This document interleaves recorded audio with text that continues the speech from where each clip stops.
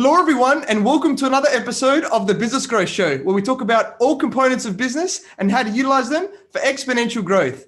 My name is Athin Cassiotis. I'm a serial entrepreneur, international speaker, results strategist, business coach, mentor, and consultant. Today, I have an awesome guest.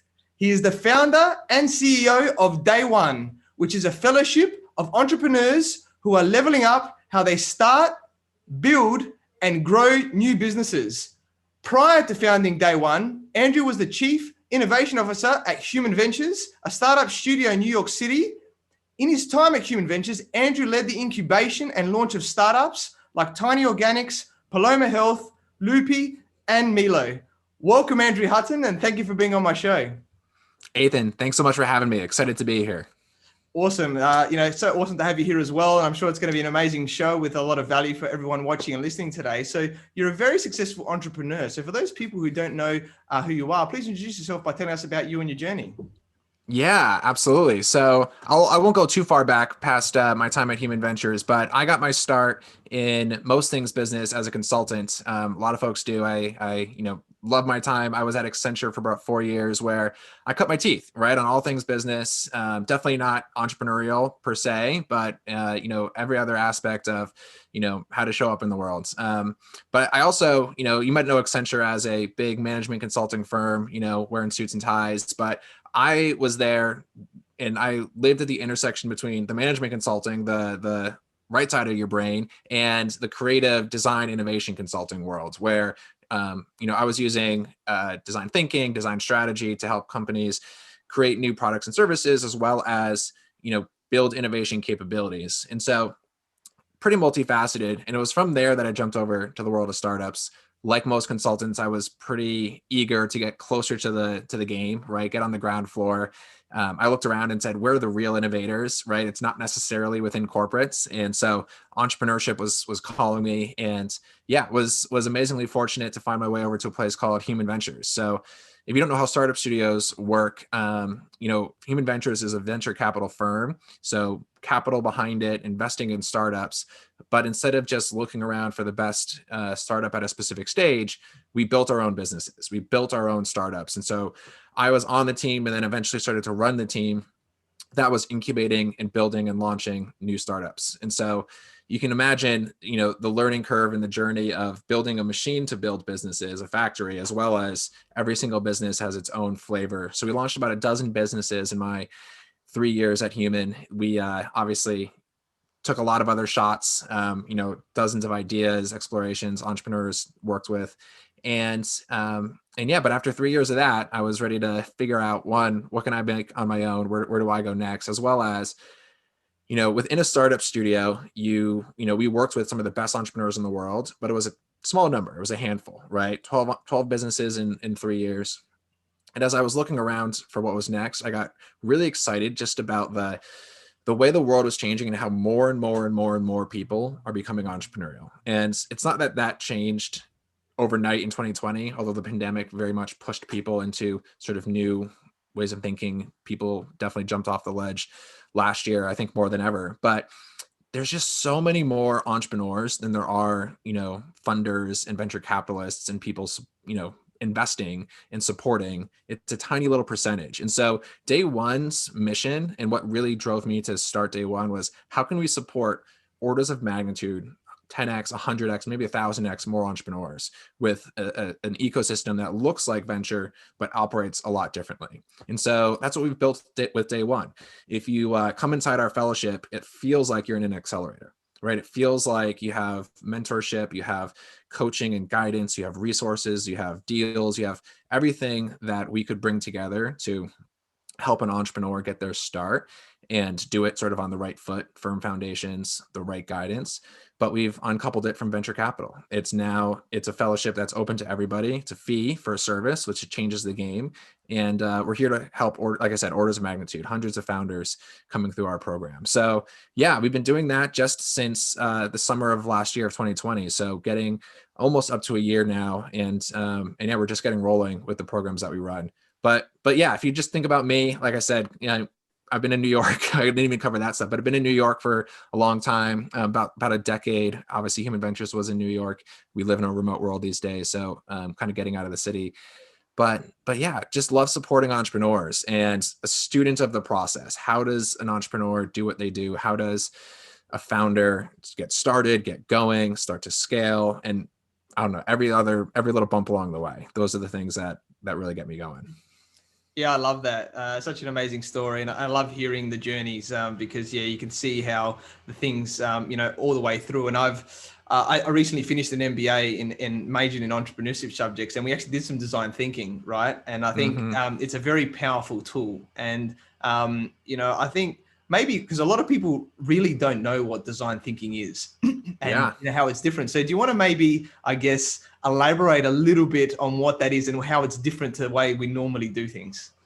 Yeah, absolutely. So I guess I left out a tiny bit of my story. Was I got my own master's degree, degree from a Parsons School of Design school here in New York City that teaches design of all subjects, but also design thinking. In design thinking, the simplest way to say it is it's the mentalities that a designer, that a creative person takes into their work. So artist, designer, the mentalities which are being very, very iterative, being highly divergent, so exploring widely before you arrive at a solution, being very human-centered, so looking at the person you're solving for and understanding their needs, their desires, their wants, and packaging all those up in the service of business, frankly, right? It could be in the service of non-business, right? A nonprofit, or you could design your own life if you wanted to. But in this world, we're probably talking about in the service of, new products, new services, new process, just all the things that you end up dealing with, the problems that you end up facing as you build or grow a new business. And so in practice, there's a lot of different processes that you can run, but really I like to say the process is interesting. You can learn it, but it's more, you do the process so that you can learn the muscles. So you can build your muscles and the mindsets. And it's really about empathy, iteration, human-centered. Well, that's empathy, right? Focusing on the customer and really just building, right?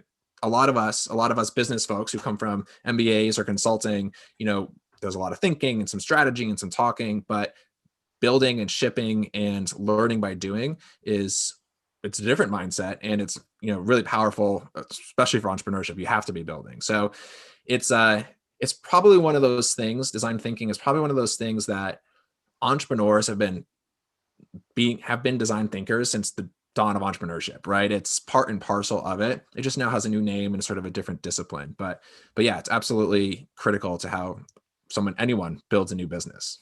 Yeah, I love that. Thanks for sharing that. And as part of my program, we were basically like management consultants, right? They paid the university instead of paying $100,000. They paid a smaller amount, and we had coaches and things that went into an actual business. And it was definitely challenging initially to go down the path, but it was very rewarding. When you say about human centeredness, when you have the conversations with the users, with the customers, and everybody, and you actually find out what are the good things, what are the pain points, and you actually really know what's happening so that you can build the product or change the business depending on what's happening, what stage you're at. Very powerful. So it's great to see that you're, I guess, fostering that and helps with that process and everything, which is amazing. So well done there. And I guess let's just go a little bit back as well with, obviously, you've gone to school and likely college in the US and things like that. Where did you then go from there, I guess, with your first job and things like that? Well, so I skipped over a couple crazy spots. So grad school, design thinking, Parsons is definitely the sort of intellectual genesis of my career. And, I walked you all the way back. I went straight from Parsons to consulting at Accenture. But before that, as an undergrad, I was an economics and political science. I was a social sciences major. I was going to go to law school, actually. I was going to, so I had a career pivot right out of school. I was going to go to law school. I was in scholarships. I just had to say yes to somewhere. And at the 11th hour, what really happened was I interned. So this is actually design thinking in practice, meaning I did it. I was in the game. I was seeing how the sausage got made at this law firm. It was a really interesting law firm, but I found myself saying, if this is a really interesting law firm and I'm still not in love with it, the odds of me really loving this career path are pretty low. So I don't know. I was a 22-year-old and sort of made a decision that felt like my life was set, and then said, let's try this. Let's try something else, anything else. And so said, let's find a new path. So graduating without having done any business internships, without having done any sort of prep, I was sort of just out there. And I mean, here's a story. I had a very good friend who had started he was a business guy. He had started a nonprofit. He had started actually an agricultural business. I say that, it's a farm. He started a farm over in Uganda in East Africa. And he said, hey, Andrew, I need someone to help me run this thing. Do you want to come over here and build a business with me in Africa, in Uganda, in Kampala, try it out for 6 months. And so I said, what the heck? I have nothing going on. Let's just do this. And I was right to do that, because when else was I ever going to go build a agricultural business? We started off it was a pig farm. We started off raising pigs. We moved into grain trading. And actually I left after 6 months. I was, a little homesick. I kind of got to the end of my rope, but my friend Phil, he's still over there. He's built a business in the last decade as an agricultural, maize trader over in East Africa. He's like a mogul over there. And anyway, all that to say, had a crazy experience start that said, hey, I didn't know it was entrepreneurial.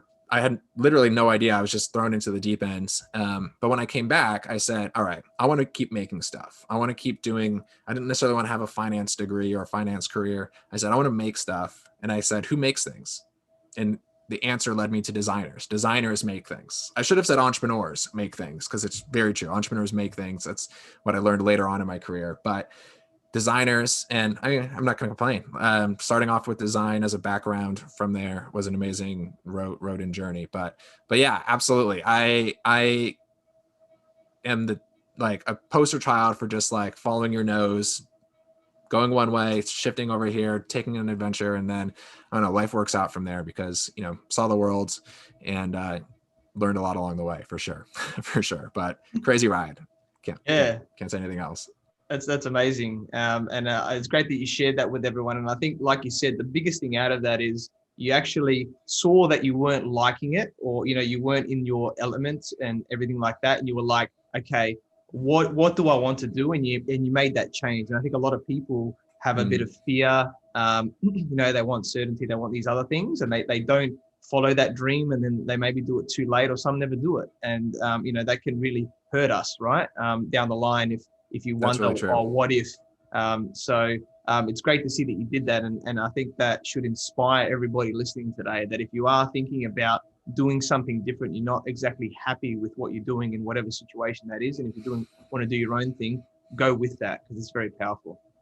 Yeah. I mean, the entrepreneurial journey requires that, right? You're jumping off a ledge to make something happen that isn't there, that you're making completely new, right? And so, but whether you're switching careers or, switching industries, I don't know, it feels risky, but the bigger risk is to just kind of stay the course and be unhappy. And yeah, life is long, take a step back, be where you want to be. I was definitely not thinking that big picture or clearly when I was 22. I was just I was a little bit thoughtful, but a decade on, it's in hindsight, it's easy to say that, right? I totally empathize with anybody who's somewhere in the middle, right? It's hard to see your way out, but yeah, there's always, taking those leaps is usually the right move. It's hard to say blanket things like that, but yeah, usually almost always something's there. Yeah, love that. Great points. And I guess now, you've got day one, and you're, I guess, creating this, fellowship, right? As you call it. And maybe explain a little bit more to everybody of, why it's important to have that area in that entrepreneurial space. Yeah. So the idea of a fellowship, it's, we're not the first ones to create a fellowship at all, but I look around and I see fellowships popping up maybe a little more, especially because we're building one. You kind of look out for them, but it's a new mode of education, right? So primary school, some kind of college, maybe you go on to graduate school. Most of our traditional education institutions are one thing, right? It's sort of all encompassing, and it's, your time is there and you're focused.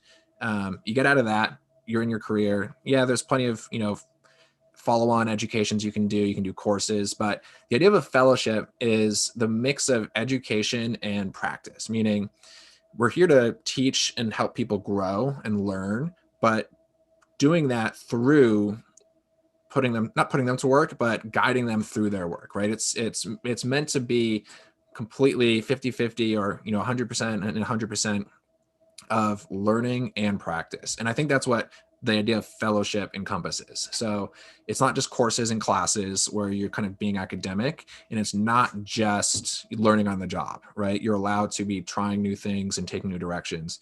And I mean, it's my conjecture that it's the only way to teach or guide an entrepreneur, right? It's the only way to help somebody become a better entrepreneur, because all the lessons in the world on entrepreneurship, one, they're out there, they're already made, right? There's very little that hasn't been said around entrepreneurship, whether it's in a book or a podcast or Clubhouse these days. Like, everything content-wise is out there.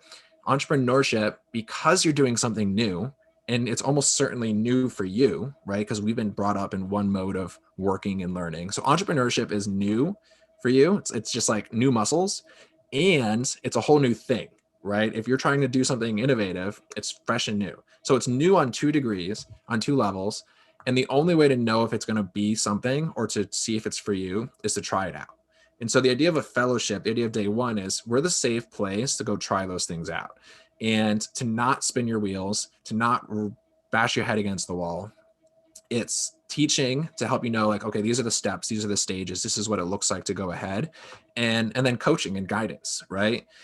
And so we do have a curriculum, the way we unpack the sort of learning journey, but it's multifaceted, right? There's some teaching, there's a lot of doing, so that when you run into a snag, then you come back for coaching, you have your peers and you can learn from each other.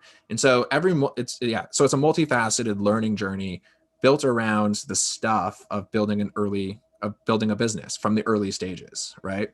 So man, there's so much to it, right? The early stages are a very specific stage of a business. Like, if you start to succeed and you're trying to scale and grow a business, different stuff, right? We're not teaching you, we're going to get you the first things first, right? Let's see if you can't get there. Let's see if your business can't actually be something, right? Something successful. People usually talk about that moment that I'm talking about, that switch, is where product market fit generally happens, right? Something about the market really, pulling the product from you and, consuming it. Your business starts to grow organically, things like that, right? So everything short of that is actually just a unique, specific kind of tough. And that's where design thinking comes in. That's where lean startup comes in. Yeah. And we've built a program that it's hard to describe in any kind of one linear way, because entrepreneurship is not linear, right? And so we've built a program that allows for windy journeys, for different types of learning, and to put you in the game. So you're doing things while you're learning along the way. So yeah, many things to get to this idea that, like, this is how you would learn entrepreneurship. Can't really think of another way to do it or teach it. Yeah, I love that. And it's an interesting one about the mentality of learning entrepreneurship, right? Because there's this, old age thing is like, are people made or are they born, and all this type of stuff, which is a very interesting sort of conversation, right? And I think anything can be learned, right, these days. And realistically, entrepreneurship to me is like a way of thinking. Is probably the simple way to put it, right? And then obviously there's a lot of processes and things of building a business which come into that, but it's the way of thought, and then how you bring things together and stuff like that. So it's very interesting to see, what you're doing. I completely agree with that. Entrepreneurship is a way of thinking, which I'll take in a few different ways, right? Meaning you could keep your day job. You could be working at Accenture, Fortune 500 firm, whatever it might be, and you maybe could or should be entrepreneurial, right? Entrepreneurship, there's a way of thinking about taking risk, building new things, kind of marketing your ideas, making new things out of nothing, innovation, if you will, right? That, happens everywhere, right?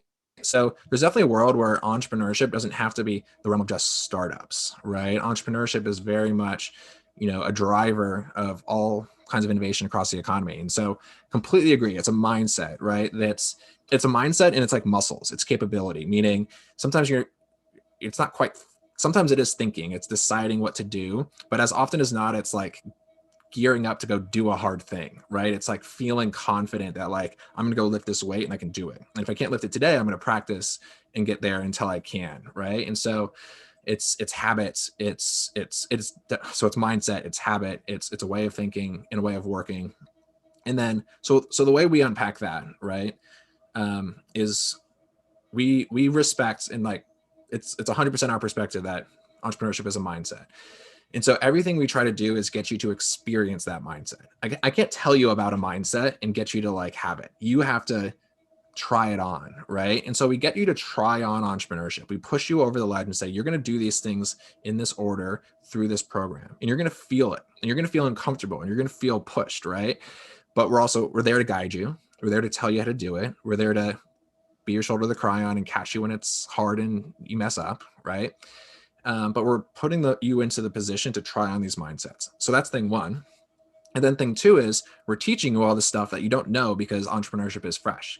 So you've never thought about how to find and date and connect with a co-founder, but let's talk about it, right? You've never thought about raising capital, but now you do, right? So entrepreneurship is both muscles, and then it's just like new knowledge, right? If you've never raised money, found a co-founder, hired a team, built a product, marketed it, and it's dozens of things, right? It's actually a whole lot of new stuff. So there's a both and to the mindsets and then the knowledge. I think you kind of referenced that, right? It's multifaceted.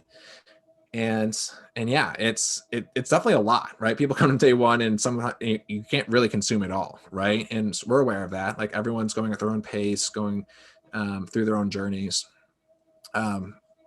We leave it on. So after you finish, you can always come back to the learning and you have the connections you've always made. So we respect that entrepreneurship is this long journey, and we're there for, 8 weeks, 10 weeks to help you push forward, level up, accelerate, knowing you've got a lot going on. We always want to be home base for you, for sure. Yeah, I love that. Really great points, and completely agree with that obviously you need the strategy element as well to help with whatever it is. And I think you made a good point, about finding co-founders, right? And what I see as well is that yes, it's a way of thinking, but as people, we also have certain ways of thinking and certain habits, let's call it. Like some people, you can sort of say there's different types of entrepreneurs. Like there's the visionary type of entrepreneur. There's the more taskmaster type of entrepreneur. There's, the sort of the left brain, right brain, as you call it, the more creative one or the more logical type one as well. And that likely comes into it with co-founders, right? Where when you're finding a co-founder, you don't necessarily want to find someone exactly like you because you want to have other elements and stuff like that. So yeah, maybe explain a little bit more about what you see in that. Yeah, we always run a session that unpacks this and unpacks a lot of the thinking. It's again, one of those topics that there's some principles and some mindsets, but then you just have to meet a lot of people and start to experience who are you a fit with. So, the number one thing is compliments, right? You're totally right. If it's compliment, because building a startup is freaking hard. I mentioned there's dozens of things you need to do and know, and you will not cover all of them, right? Unless you're a serial entrepreneur with like 5 startups under your belt, you don't do everything, right? And so finding people to help do that with you is the number one thing that'll help you succeed. Now that said, right, you need to find a complement who's a good fit for you, functionally, but then, man, getting along and having a great co-founder relationship is it's the whole kit and caboodle, right? So the reason why you get a co-founder is so you can cover more area. Co-founder breakups are like the number one killer of a startup. So it's a risk to bring on a co-founder, and you have to have, you have to take care of it. It's like most relationships, you have to nurture it, right? You should figure out if you get along and if you have, competing or, either complementary or, not complementary mindsets about where you want the business to go or how you work. And ultimately it's one of those make or break things for sure. Right. I would say, the one thing that we try to guide founders into doing, one is to kind of treat it very iteratively. So to be meeting a lot of people, to be kind of calibrating yourself. And then at the very bottom of it all, what you're looking to tell when you if you're looking for a co-founder is, together, are we more energetic and productive together? Like, are we a multiplication? And if people look at us, are they like, man, that's a they're just getting shit done. They're shipping, they're creative. They like riff off each other. It's a mix of like energy and productivity. If together you have that, you're in a good spot. Plenty of people will realize like, okay, we don't have great energy. We are constantly second guessing each other. I push forward and they second guess and they pull me back. That's not productive. So if that's your reality, you're probably not a good co-founder fit, right? And you'll never know if you have, like, again, like all things entrepreneurship, it's brand new. Like you've never had a partner like this if you haven't built a business.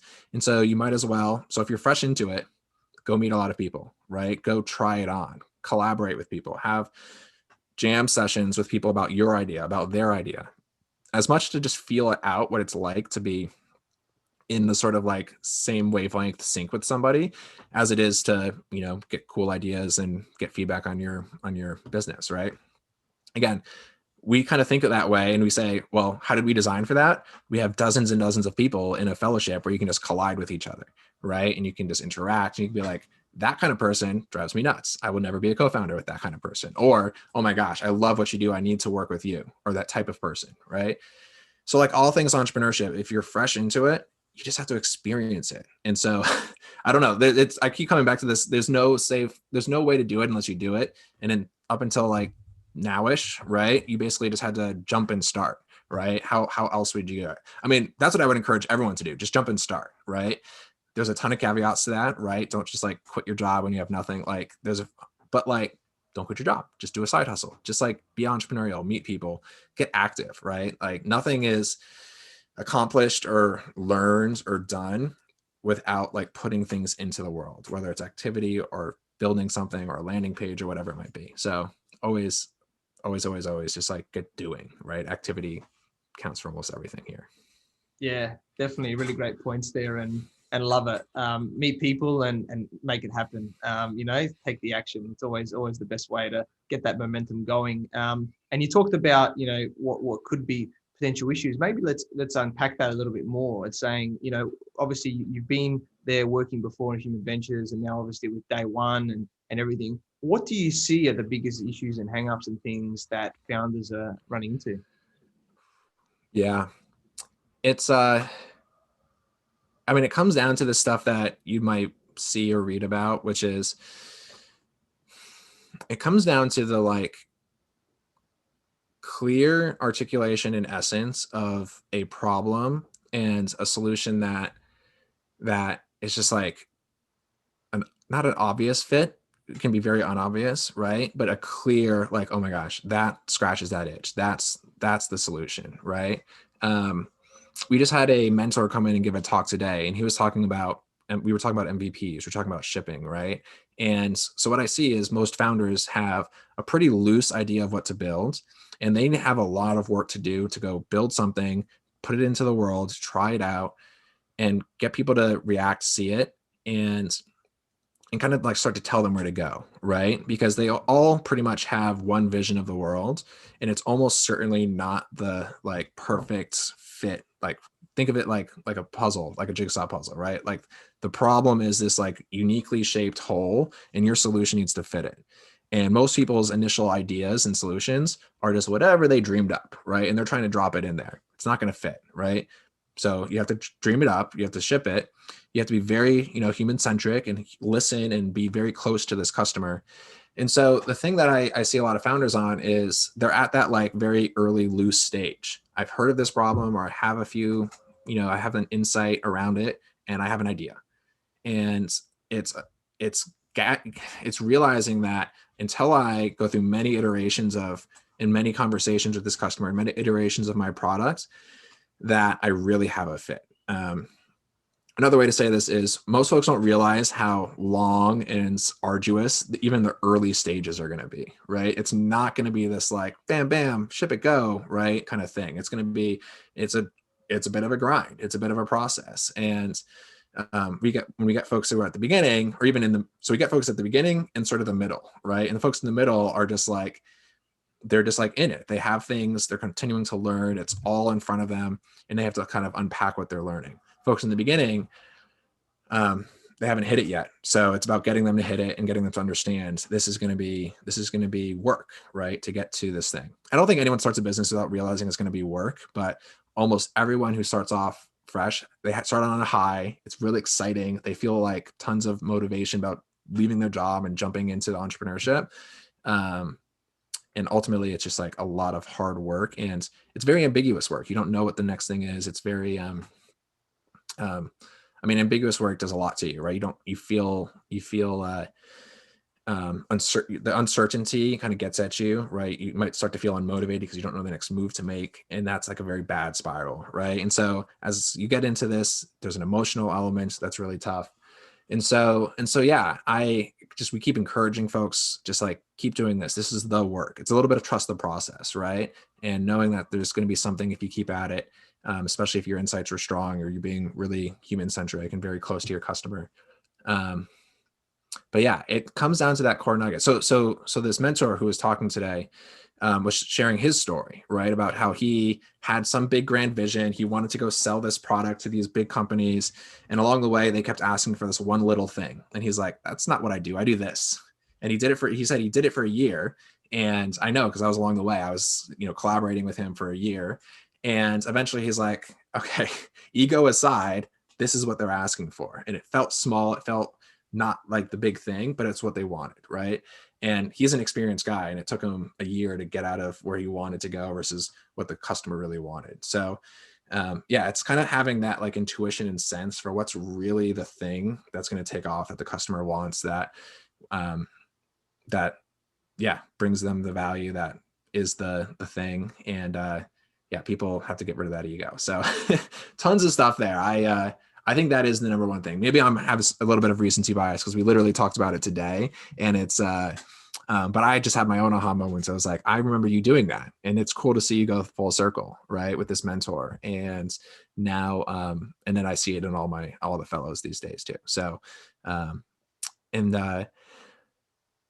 add one other thing to this, because I think it's important to know, like, there's that grind, there's that piece in the middle that's going to be hard, it's going to be messy, but there's also getting a sense for what it looks like when you've got it, right? That's really tough. And again, my friend Mike, the mentor today, he was like, this is what it's like. And now the people are coming to us. This is what they were asking for. We started to give it to them. They wanted more of it.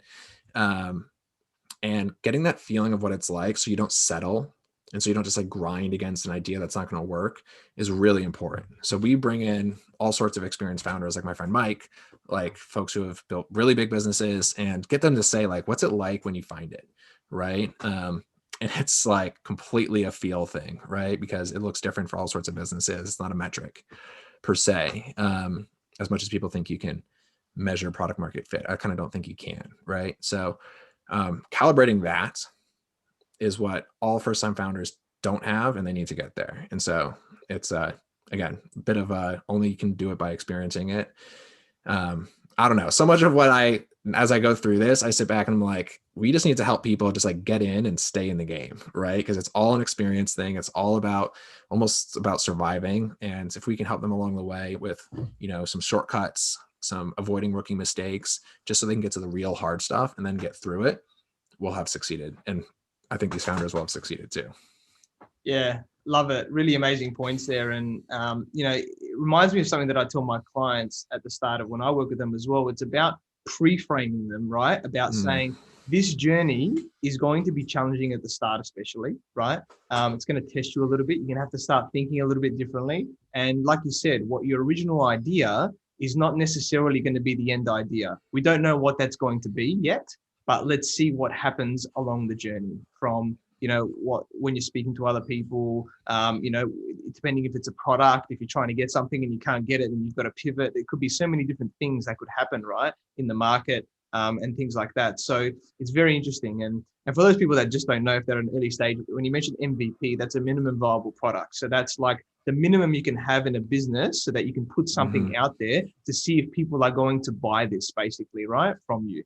And that's, you want to get, as much as you want to do the work initially, you want to obviously do the work to make sure you're getting something that's a fit as much as you can. And then you want to put it out there. And then that's really going to be the true test, to see whether or not that's actually going to work, or do you need to make some small adjustments, potentially large adjustments, things like that along your journey. And that's really what's going to make you successful, is being able to pivot, to change, to adapt what that is. And you can take a year, like, the mentor that he mentioned. Seriously. Or, you can do it a lot quicker, right? Don't let the ego, don't let your original vision cloud what people want, right? Because there's wants and needs in the market, and that's what ultimately people are going to buy. It's not going to buy just your idea. So be open to changing that. Yeah. I love that. Wants and needs, not just your ideas, right? You need to be going towards those wants and those needs. It's sounds pretty basic or obvious. I don't know, right? Sometimes I say it, I'm like, is that helpful to anybody? But I'll tell you, again, the whole premise of what we're doing is every axiom, everything has been said. It's not about just saying it again or listening to it again. It's about having somebody say it or help you really live it when it matters, right? Like, it's hard to for me to get that across. Like, everything we're saying here at one level kind of doesn't matter. And then it really matters when it's in practice, right? And so when we're in these mentor sessions, it's not even just that fact that it's a mentor session where somebody can hear it from my friend Mike, right? It's the fact that they did something, they're in the middle of the work, they hear the thing, and they immediately do something about it, right? And it's about, like, this week is all about shipping something, and so they're going to do that, and they're going to get more feedback on Thursday, and they're going to hear another talk tomorrow. So it's it's completely about getting into the game and having all these things come to life as you do them, right? It's I don't know. I think we just solved entrepreneurship. I think we can go home now, right? I love it.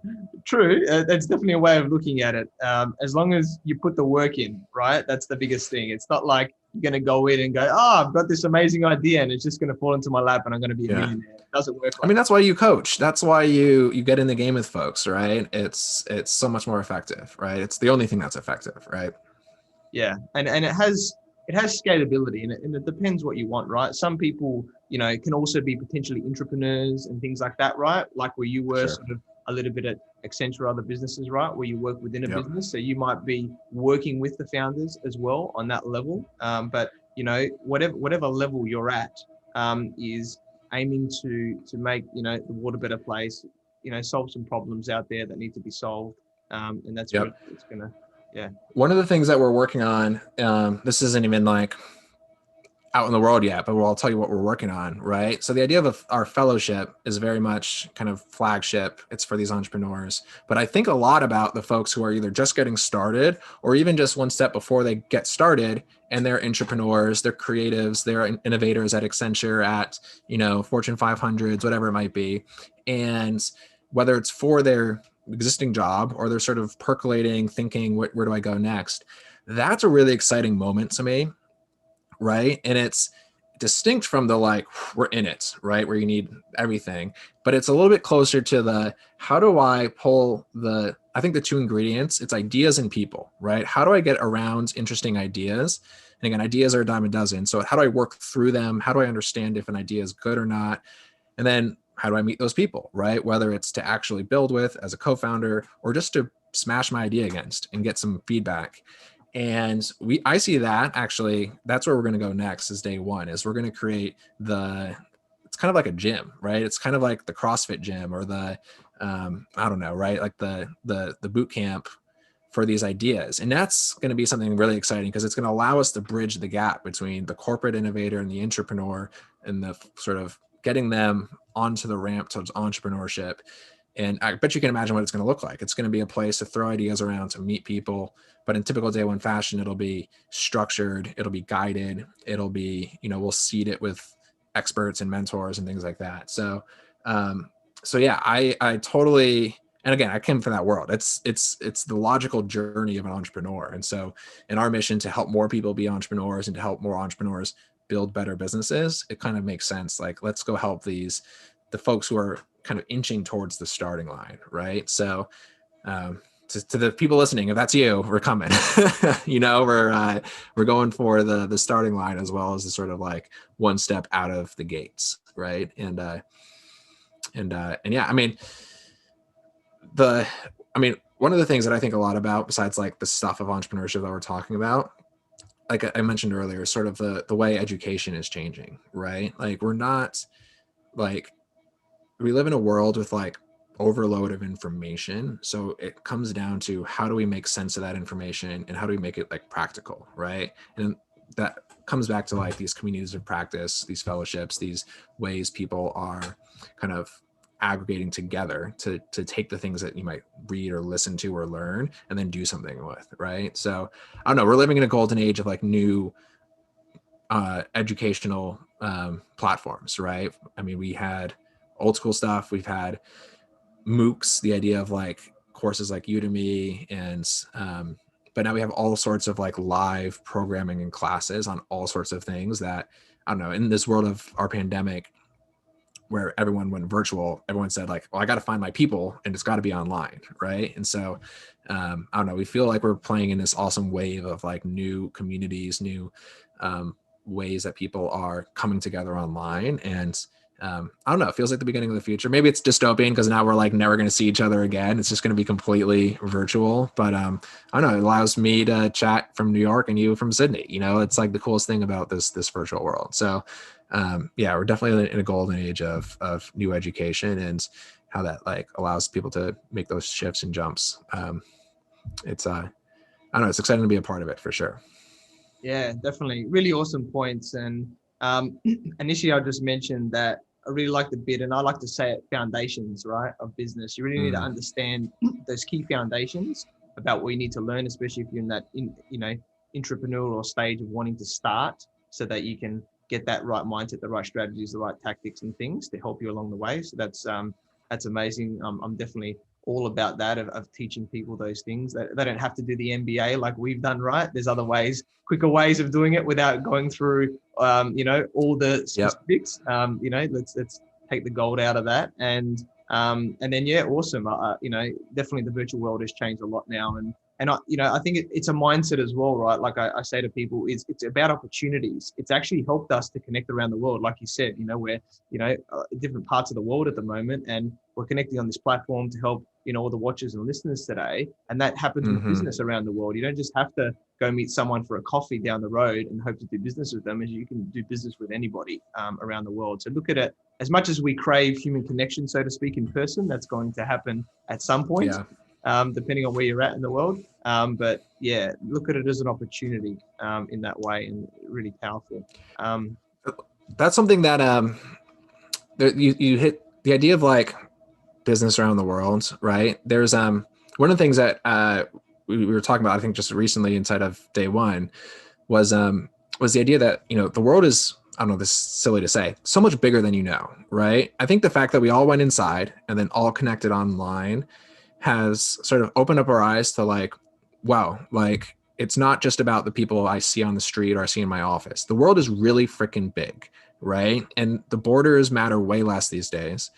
And what that means for small businesses, for new entrepreneurs, is it doesn't matter how small, how niche, what weird your audience is, your customer is. There's a ton of them.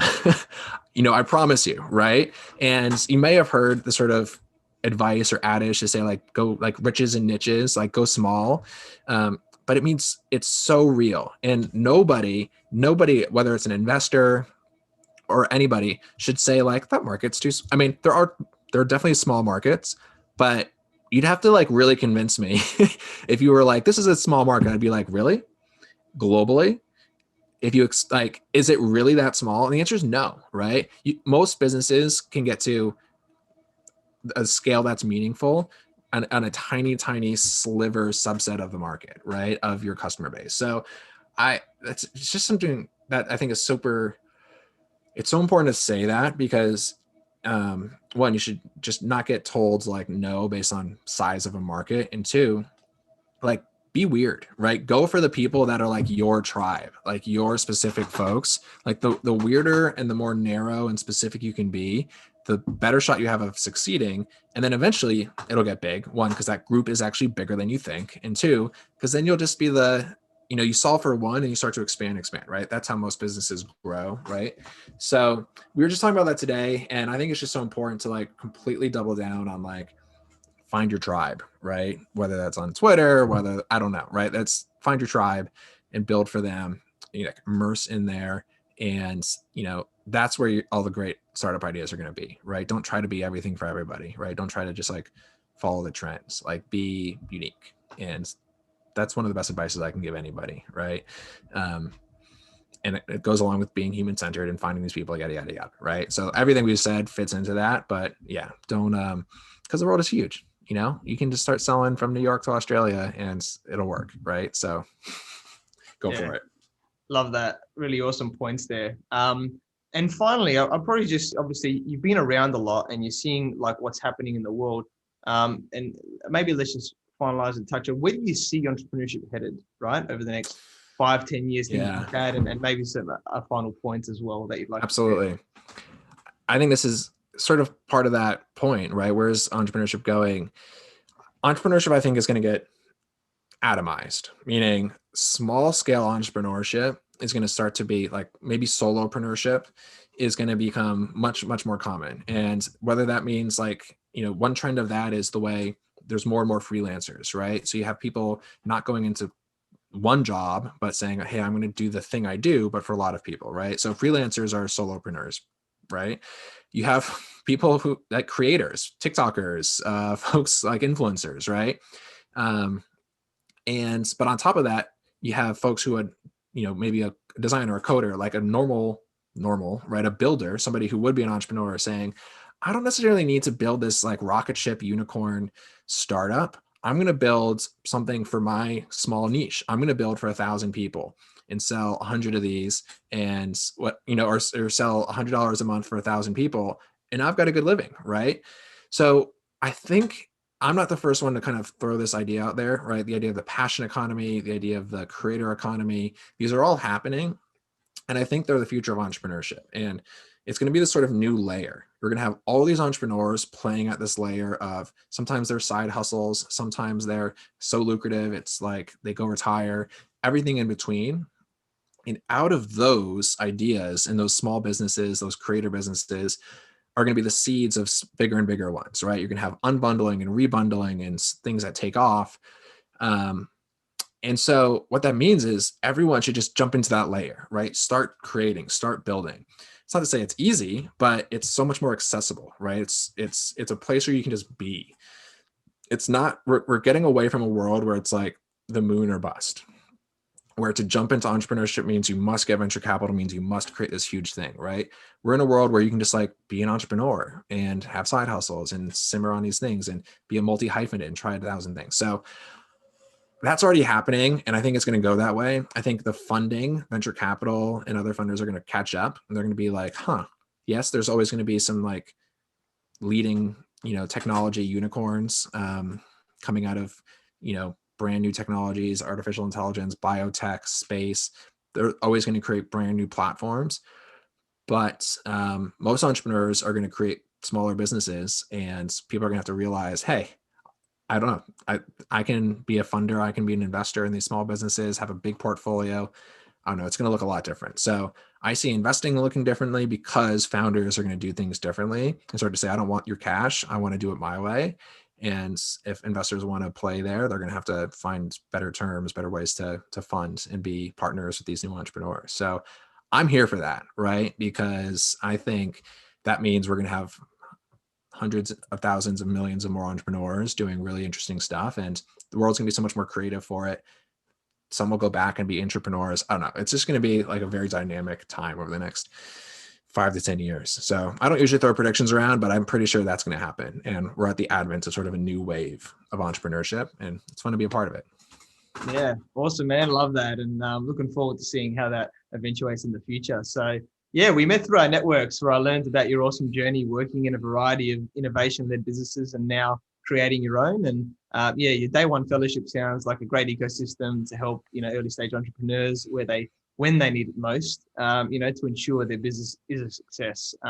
You're a great guy, and I'm sure you'll continue to innovate and help others in their ventures. And very grateful that we connected and look forward to working with you in the future as well.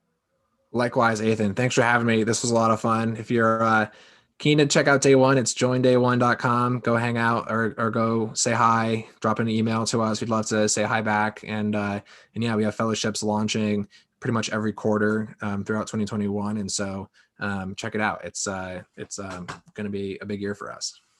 Awesome. All right. Well, yeah, thank you everyone for watching and listening to this show where we talk about everything on business growth. You can find me on Facebook, LinkedIn, and Instagram as Athin Cassiotis. Visit my website, athincassiotis.com. I completely agree with you, or do I? The only way you know is if you tune in next time. So until next time, remember that our business grows when we learn skills and take action using them in spite of fear. Have a great day.